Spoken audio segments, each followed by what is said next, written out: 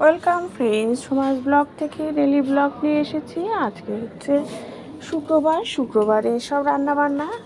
এটা হচ্ছে ডালিয়া কিন্তু খুব হেলদি খাওয়া, তোমরাও খাবে মাঝে মাঝে, মুখ চেঞ্জ হয় একটু, তারপরে এটা খাওয়াও ভালো। ডালিয়ার সাথে মুগ ডাল মিশিয়ে ভেজেছি, খালি কড়াইতে ভেজে তারপরে খিচুড়ির মতো করব। যা সবজি দেওয়ার দিতে পারো, আমি দিয়েছি হচ্ছে কুমড়ো আর আলু। আর প্রথমেই তেল দিলাম, একটুখানি তেল দিয়ে ওর মধ্যে গোটা জিরে, তেজপাতা, শুকনো লঙ্কা আর আদা ফোড়ন দিয়ে দেবো হচ্ছে সবজিগুলো। তার সাথে কিন্তু আমি মুগ ডালও দিয়ে দেবো আর ডালিয়াও দিয়ে দেবো। দুটোই আমি একসাথে ধুয়ে নিয়েছি।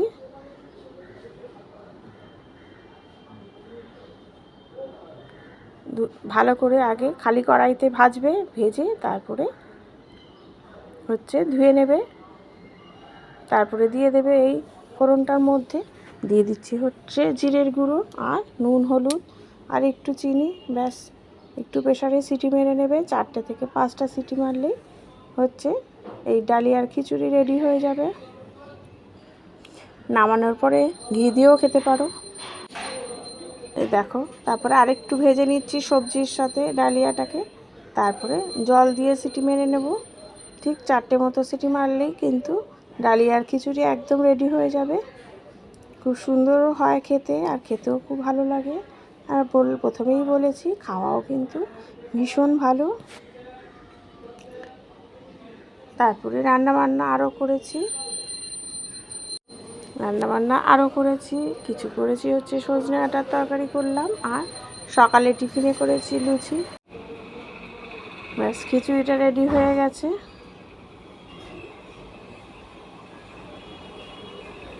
সুন্দর হয়েছে দেখতে, খেতেও খুব ভালো হয়েছিল। তারপরে করব হচ্ছে এই গরমকালে কিন্তু আমের সময় আম দিয়ে আমরা কিভাবে শেক বানাবো দেখতে থাকো। Mango shake. দুধ নিয়েছি, এদিকে আম, এদিকে চিনি, বেশি কিছু লাগে না। আম আর দুধ দিয়ে মিক্সিতে পেস্ট করে নেবে। দেখো কত সুন্দর টেক্সচারটা এসছে, খুব ঘন ঘন হয় সব কিছুতে বাড়ার পরে।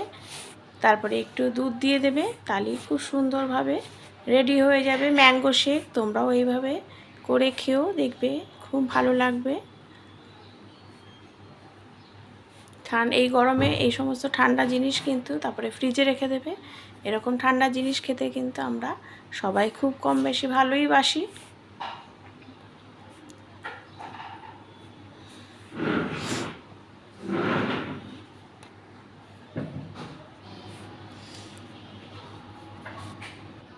তারপরে করব বললাম সজনে ডাঁটার তরকারি, দিয়ে দিলাম 5 ফোড়ন, আর হচ্ছে বেগুন আর সজনে ডাঁটা আর আলু দিয়ে হচ্ছে সজনে ডাঁটার তরকারি করব। নুন, হলুদ আর তার সাথে একটু জিরের গুঁড়ো আর আদা আর কাঁচা লঙ্কা, আর একটু নামানোর আগে চিনি দেবে। ব্যাস, রেডি হয়ে যাবে সজনে ডাঁটার তরকারি। আর এটা করছি হচ্ছে আলুর তরকারি। 5 ফোড়ন দিলাম, তার সাথে লঙ্কা আর একটু নুন দিয়ে দিলাম। দেওয়ার পরে আমি এই আলুগুলোকে দিয়ে দেবো।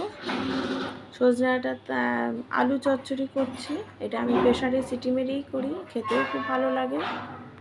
যেহেতু আমার শাশুড়ি আলু খায় না, সেই জন্য ওর মধ্যে একটু পটল দিতে হয়। তোমরা দিও না, না দিলেই ভালো হবে।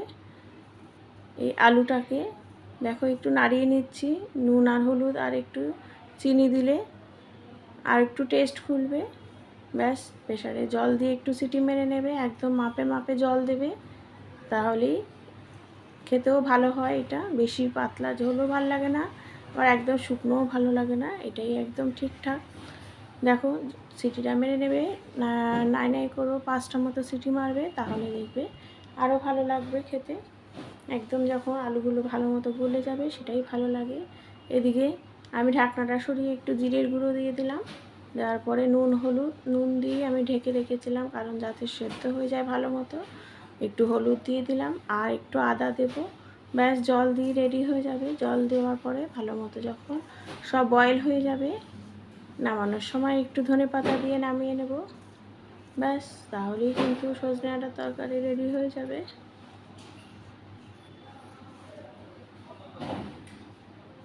একটু চিনি দিলে টেস্ট বাড়ে নিরামিষ তরকারিতে, সেটাও দিয়ে দিলাম। আর এদিকে আলু চচ্চড়িটাও দেখো রেডি হয়ে গেছে। ধনেপাতা দিয়ে একটু চিনি দিয়ে নামাবো। ধনেপাতা আর চিনি কিন্তু দিতে হবে, তাহলে আরও ভালো হবে খেতে। হ্যাঁ, সজনে ডাঁটার তরকারি দেখো, ওইদিকে আলু চচ্চড়িটাও দেখো। আর তারপরে করেছি হচ্ছে লুচি। এই আলু চচ্চড়ি সাদা আলু দিয়ে লুচি করা হয়েছিল সকালবেলায়। এই যে লুচি দিয়ে আমার বরকে দিয়েছি। ওটা হচ্ছে দেখছো মাঝখানে একটু বেগুন ভাজা পাতলা করে কেটেছি, কারণ একটা ছোট্ট বেগুন গাছে হয়েছে, সেই বেগুনটা ভেজে নিয়েছি।